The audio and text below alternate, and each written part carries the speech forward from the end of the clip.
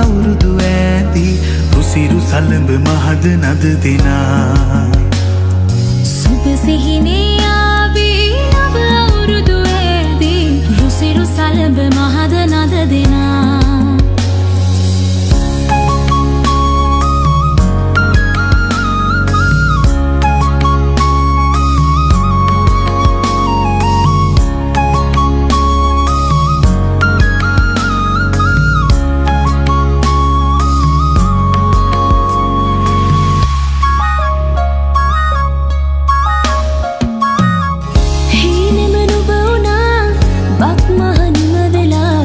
තාමත් හදේ වැඩෙන්නේ